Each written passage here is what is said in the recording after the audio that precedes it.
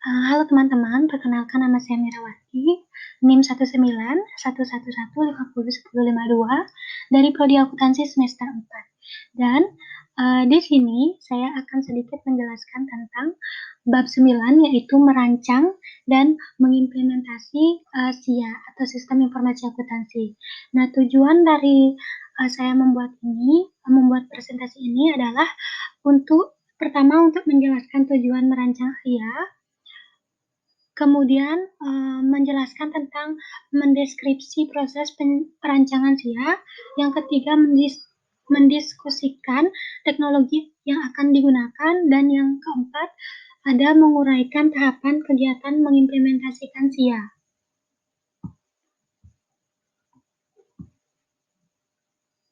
Baik, yang pertama ada tujuan merancang SIA.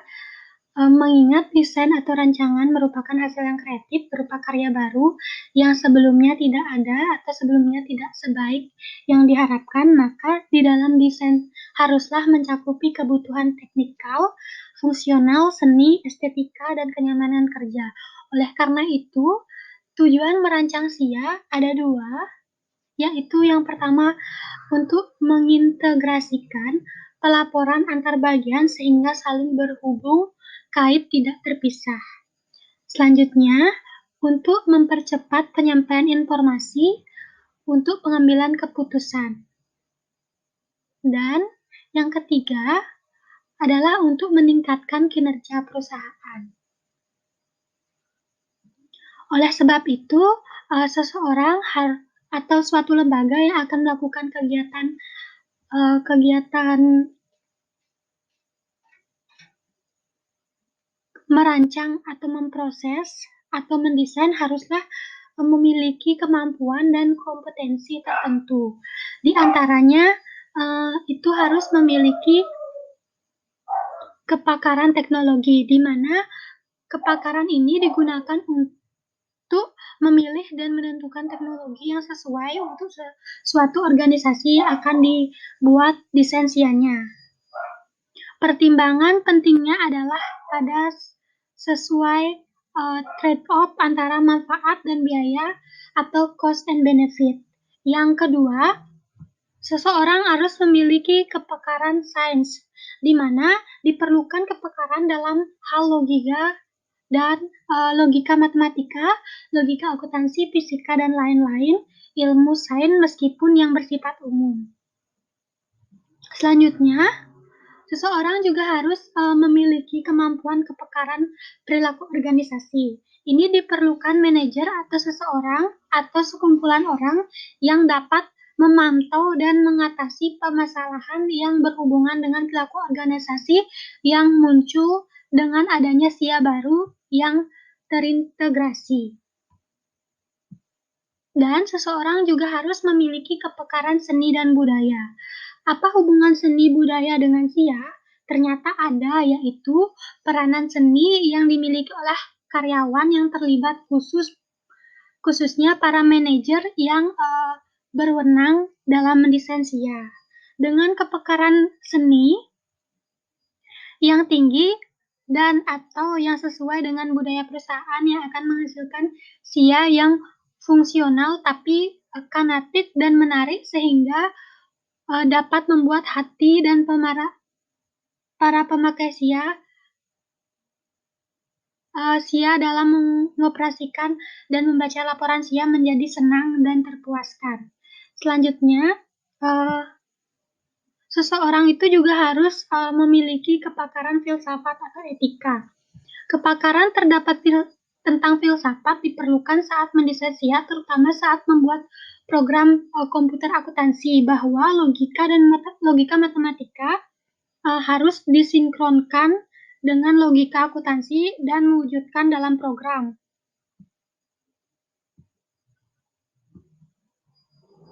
Baik, selanjutnya ada proses perancangan SIA.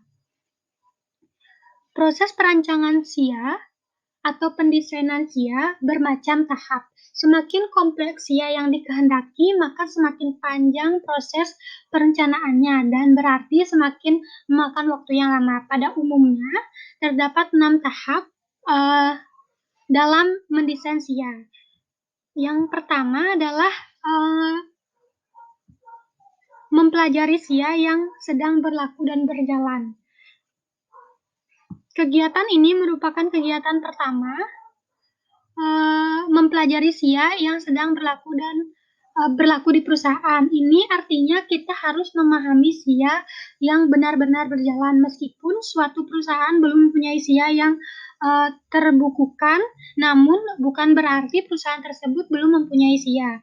Banyak perusahaan yang sudah menjalankan bahkan bertahun-tahun tidak memiliki SIA terbuku, namun mampu menjalankan perusahaan dengan berkelanjutan atau sustainability yang terjaga. Selanjutnya ada tahap kedua, yaitu tahap menetapkan SIA yang dikehendaki.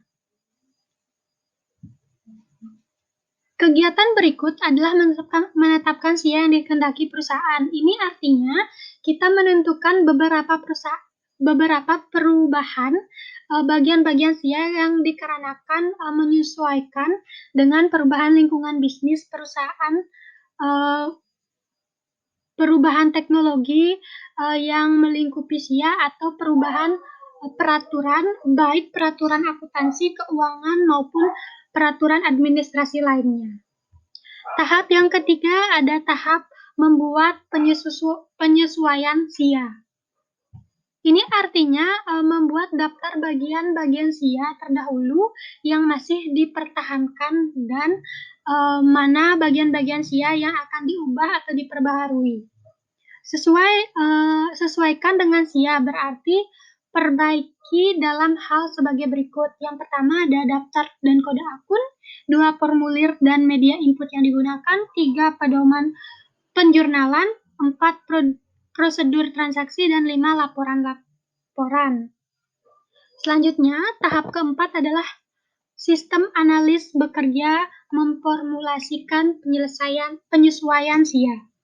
Setelah catatan tentang bagian-bagian SIA yang akan diubah dan diperbaharui, maka kemudian catatan-catatan tersebut diserahkan kepada sistem analis untuk diformulasi dalam bagian-bagian alir subsistem untuk kemudian diserahkan kepada programmer untuk dibuatkan program SIA terkomputerisasi. Selanjutnya ada tahap yang kelima, yaitu programmer bekerja membuat program SIA yang disesuaikan berdasarkan desain yang dibuat oleh sistem analis.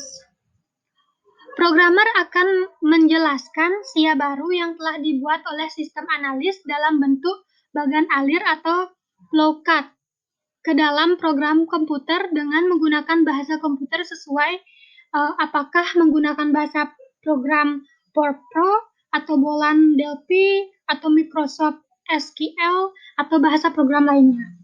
Selanjutnya yang keenam, tahap keenam ini ada SIA komputeris baru selesai, siap diimplementasikan. Bila programmer telah selesai, maka kompilasi beberapa subsistem yang telah diselesai tersebut siap untuk diimplementasikan. Baik, yang ketiga ada teknologi yang akan digunakan. Yang dimaksud dengan teknologi yang akan digunakan dalam perancangan SIA di sini adalah teknologi yang digunakan dalam memakai piranti lunak atau software dalam arti membeli atau mendesain sendiri, pengelolaan manajemen basis data akuntansi dan menyimpan datanya, teknologi internet, serta teknologi jaringan. Yang pertama itu A, paket software. Yang dimaksud dengan paket software adalah software akuntansi yang disediakan dalam paket tertentu. Kita bisa membeli software akuntansi dengan paket yang sesuai dengan keperluan dan keinginan kita, seperti yang telah dibahas di bab 2. Di pasar telah tersedia beberapa piranti lunak SIA dalam bentuk paket di mana di dalamnya sudah termasuk pengelolaan dan penyimpanan data. Paket-paket SIA yang dimaksud itu seperti MYOB atau MYOB, Syahir Accounting, accurate accounting, bea accounting, dan deck easy accounting. Selanjutnya, B, manajemen berbasis data. Dalam hal manajemen berbasis data, di pasaran tersedia beberapa alternatif yang bisa digunakan dengan beberapa kelebihan dan kekurangannya. Kita boleh memilih beberapa pertimbangan dan kesesuaian dengan karakteristik transaksi akuntansi yang terjadi di perusahaan kita. Jenis-jenis manajemen berbasis data itu seperti Oracle dan Microsoft SQL Server.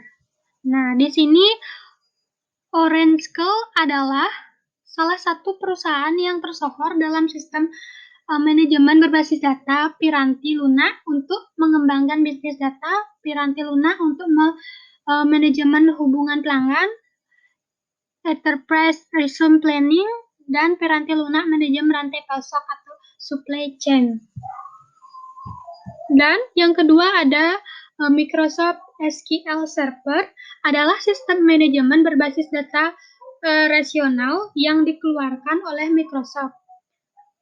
Bahasa query utama adalah Transact SQL yang merupakan implementasi dari SQL standar ANS atau ISO yang digunakan oleh Microsoft dan Sybase. Selanjutnya yang ke C ada teknologi internet dan informasi. Dalam hal menggunakan dan memilih teknologi internet dan informasi, perlu dipertimbangkan pemilihan jenis teknologi internet dan teknologi informasi tepat sesuai dengan keperluan dari karakteristik SIA yang akan didesain. Di antara teknologi internet dan teknologi informasi yang patut untuk dipertimbangkan itu ada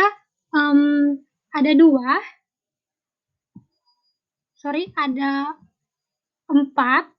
Yang pertama ada World Wide Web atau disingkat WWW. Teknologi ini memungkinkan informasi bisa berpindah melalui jaringan internet. Selanjutnya ada EDI atau Electronic Data Interchange adalah pertukaran dokumen berbasis dari satu komputer ke komputer lain melalui jaringan komunikasi. EDA ini dapat diaplikasikan untuk beberapa transaksi akuntansi, di antaranya logistik dan penjualan. Selanjutnya yang ketiga ada CIM atau Computer Interest Manufacturing, adalah pendekatan terpadu untuk memanfaatkan teknologi informasi pada perusahaan pabrikasi manufaktur. Selanjutnya yang keempat ada EFT, Electronic Fund Transfer, adalah sistem pembayaran melalui perpindahan uang antara rekening bank atau transfer dana yang dilakukan secara elektronik atau online berbasis internet. Yang ke-D ada teknologi jaringan.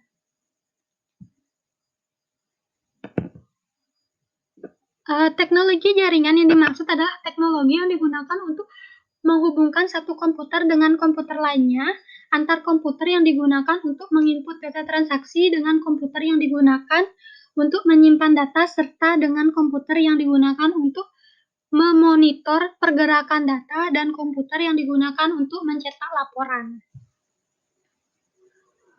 Beberapa pertimbangan biasanya dijadikan rujukan saat pemilihan teknologi jaringan, yaitu masalah pertama, cakupan geografis. Apakah jaringan yang dibuat atau dibutuhkan mencakup dalam satu kantor dan satu lokasi geografis saja, atau meliputi suatu wilayah geografis yang luas. Yang kedua, biaya operasional. Tentu semakin luas cakupan wilayah geografis akan semakin memerlukan biaya yang lebih tinggi.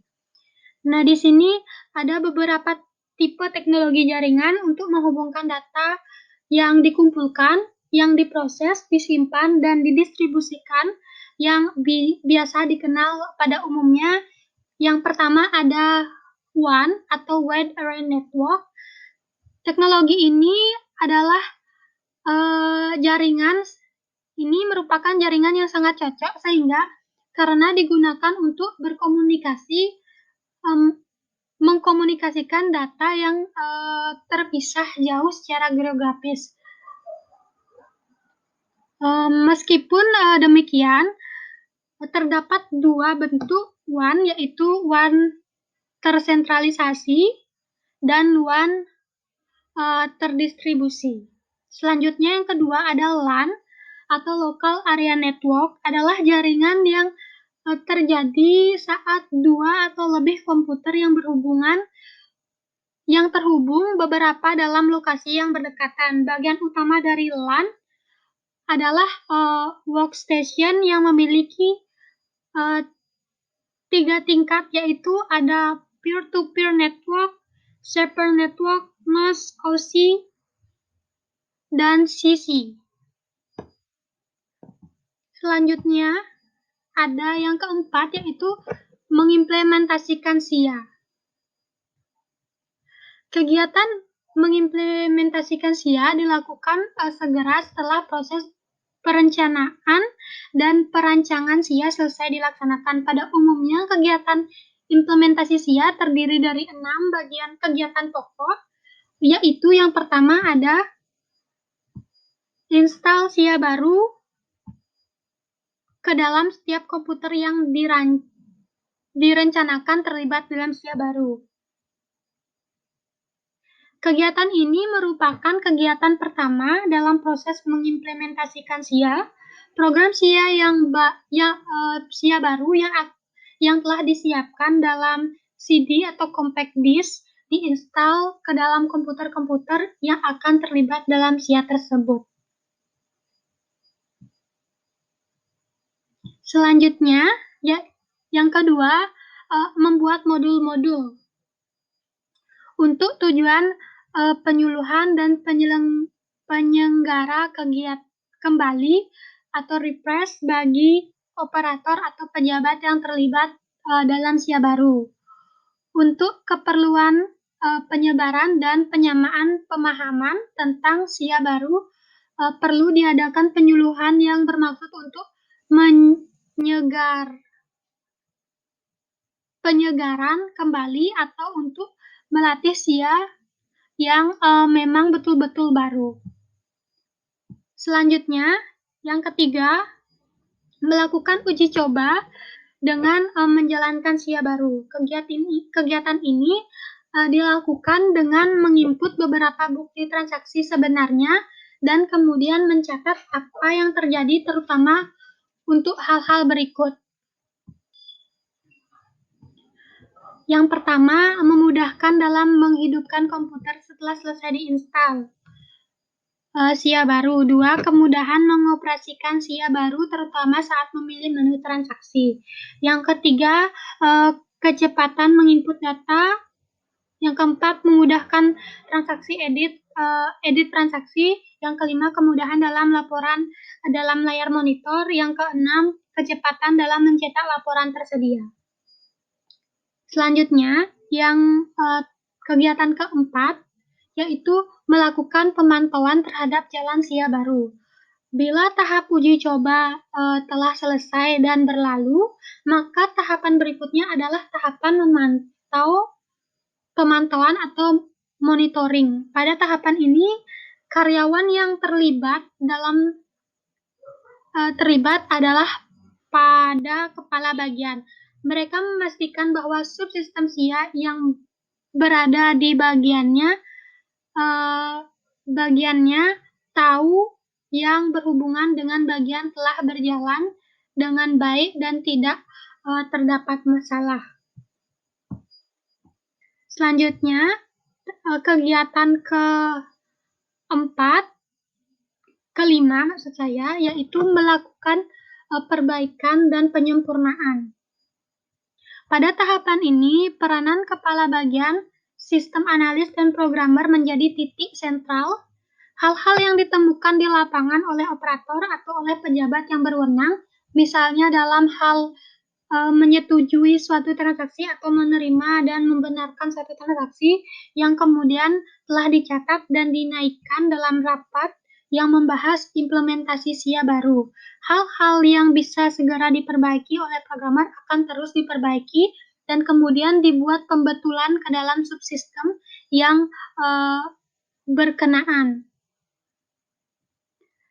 Selanjutnya, yang terakhir atau yang keenam adalah melakukan fiksasi dan finalisasi. Tahapan ini adalah tahapan terakhir dalam implementasi SIA baru.